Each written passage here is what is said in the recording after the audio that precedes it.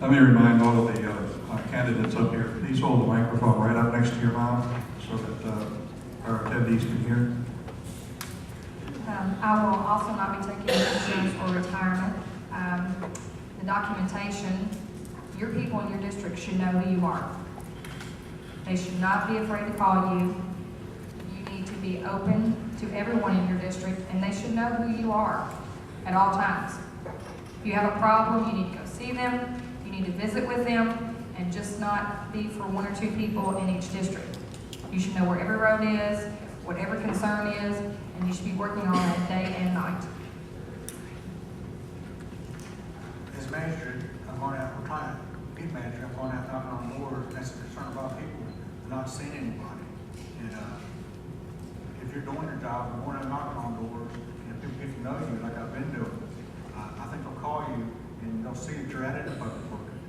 And that's what I'm not concerned are they, like not getting their money worth out of the magistrates. So I think the new ones coming in have seen this problem. I think they'll be out working more than we've ever had before. Thank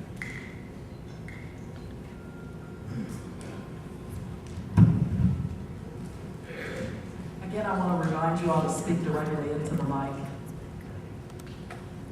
It seems to me that all of us up here, we all agree, we're not doing this for the money. We're doing this for the love of Boone County. As far as logging, what we do, you was right on. We should be doing more than 100 hours. This should be something that we put our heart into, that we want to do for the future, for our children.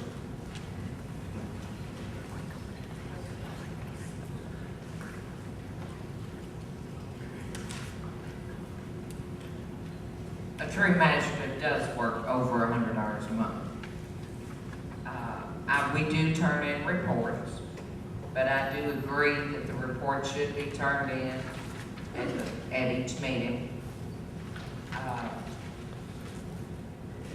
There's no end to the magistrate's job. You answer phone calls, you drive your roads, you sit, you talk to people, you find the problems, then you turn right around and try to find ways to fix the problems. You go to meetings in the county, out of the county, in other counties. Plus you also have your 40 hours a year training that is very beneficial. We do the reports, but I think they do need to be turned in monthly, just like all the other people. I believe that a log should be kept and it should be open to the public for whenever they want to view it. And that goes with any records that are kept that involves the county. And like everybody said, if you do your job, you're going to expect to do over 100 hours. You know, you have to respond to your people, be there when you need them, and that's what this is about. Okay. The next question is for the judge executive candidates. What role do you think tourism can play in the future of Owen County?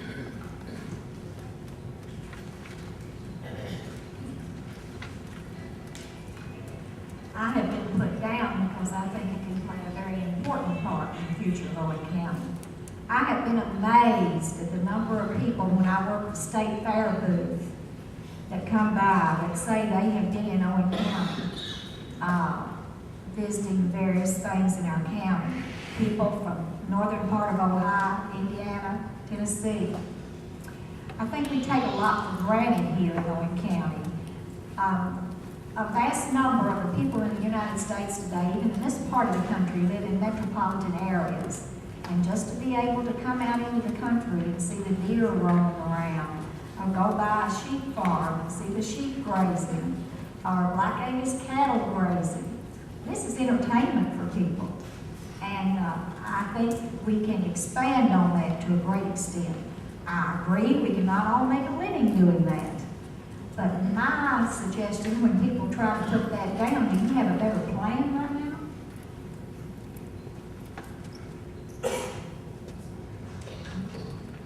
Tourism, I feel like we can promote involved tourism. The thing it is how much it's gonna cost the taxpayers of this county to do that. I've heard talk about it that they wanna hire someone to do tourism. You know, I would have to look at the budget first and see if we can afford it.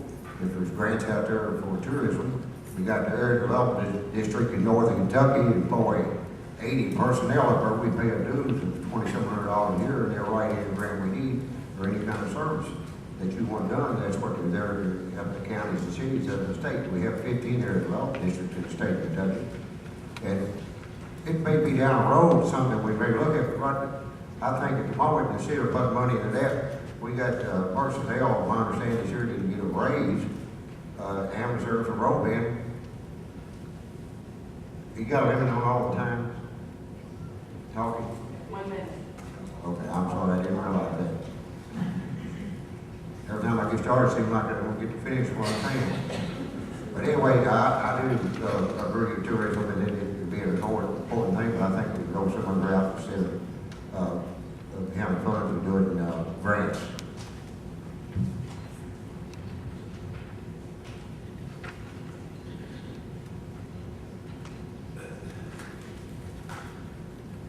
The next question, how will you work toward implementing affordable broadband service? Sorry. How will you go about working toward implementing affordable broadband service to all Owen County citizens? It's a general question.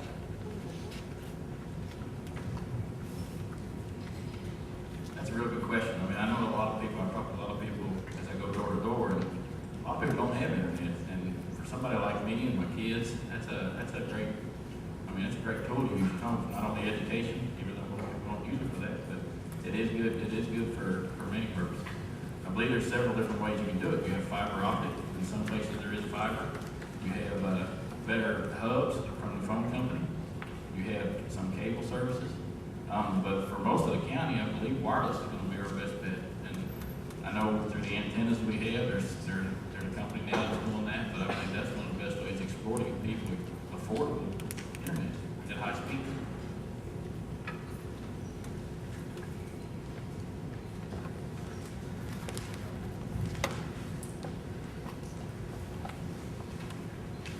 We are presently attempting to apply for grants, and I know in the part of the county, wireless is great, but our major problems have been in the Monterey, Grants, New Columbus, Bethany area, where you have hilly terrain and lots of trees.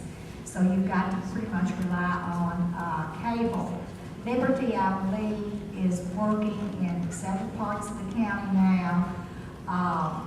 Master Davis and I attended meetings last year with the Williamstown mayor and city council, and we have granted permission for them to go in through that end of the New Columbus, Corinth area, and they have been successful in getting a grant. It's going to take a combination of work with several different areas, but we are applying again through the federal government for a grant as well.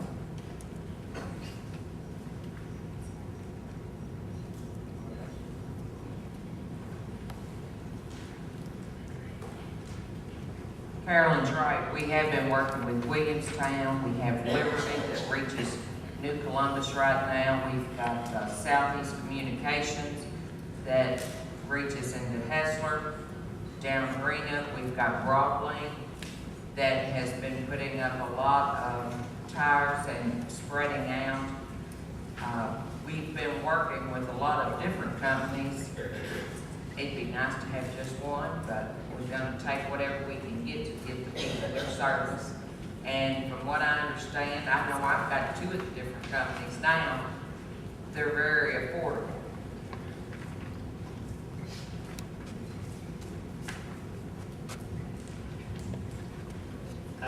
I live 3 miles south of Boynton, and I am stuck with dollar.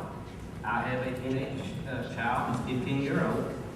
He says, "Daddy, our internet," I'm not going to say the word, but it's no good. I said, "Child, it's dollar. It's what we have. That's what we have to use."